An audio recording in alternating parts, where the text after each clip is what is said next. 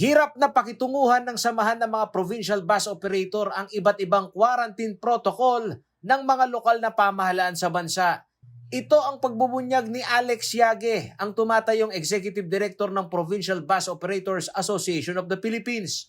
Nagawa niyang ihalimbawa ang sitwasyon sa summer capital of the Philippines o sa lungsod ng Baguio na 50 umano ang binigyan ng prangkisa na pumasada, ngunit 10 lamang ang pinahintulutan ng LGUs.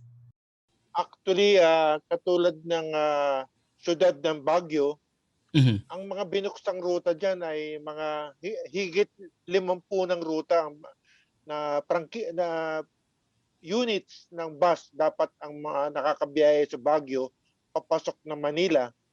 Pero ang pinapayagan lamang ng syudad ng Baguio ay 10 lamang. Hinanakit pa niya ay ang walang konsultasyon mula sa kanilang hanay sa pagpapabuti ng polisiya sa travel protocol. Sa lahat ng mga particular na nilabas ng LTFRB, hindi kami nabibigyan ng pagkakataon na magkaroon ng consultation man lang. Kaya para sa kanilang hanay, ang Uniform Travel Protocol ay magbibigay ng pag-asa sa kanilang matamlay na kabuhayan. Giit ni Yage, marami na umano sa kanilang mga kasamahan na bus operator ang napilitang magsara, lalo na't hindi pa rin pinahihintulutan na magbukas ang mga pribadong terminal. Nakaramihan umano sa mga obrero dito ay hindi lamang ang kanilang mga empleyado, kundi ang mga informal workers na umaasa sa masiglang pagbubukas ng terminal. Rin mga maliliit na bus companies na ngayon ay tuluyan na nagsara kasi hindi nila kayang bayaran yung kanilang utang at wala na silang kakayahan na ipagpatuloy pa ang kanilang operasyon. Ang epekto nito, kung 1,000 bus ang hindi nakabiyahe, 4,000 pamilya rin na nawalan ng pagkakakitaan ng hanap buhay. Tinututulan naman nila ang paghihigpit na point-to-point lamang ang destinasyon ng mga bus.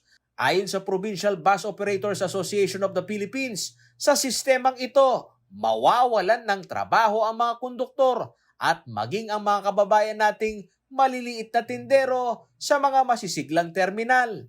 ATF ay luwagan din nila yung requirement ng pagbiyahe, katulad ng walang pick and drop along the way.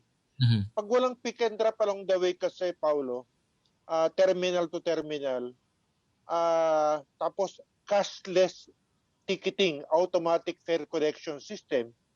So ang ticket mo sa terminal mo kukunin, magbababa ka doon lang sa destination mo, hindi mo na kailangan ng konduktor.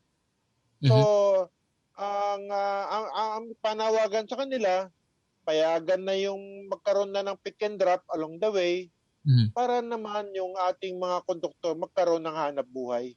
At the same time, yung mga dadaanan ng bus na to, nabanggit mo kanina, bukod doon sa 4 na pamilya na nakasalalay sa isang bus, marami pang ibang pamilya ang nakasalalay sa bus doon sa dinadaanan niya.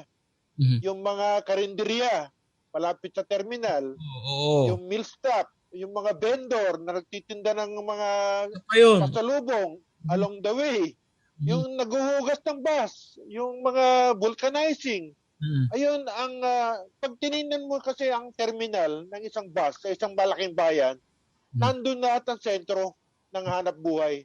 Wala pang tugon ang LTFRB sa bagong reglamento ng Uniform Travel Protocol na nagpapaluwag sa mga biyahero sa ilang travel restriction. Umaasa ang samahan ng mga provincial bus na agaran sana umano silang maisangguni upang maging sentralisado ang kanilang kooperasyon sa mga operator ng terminal.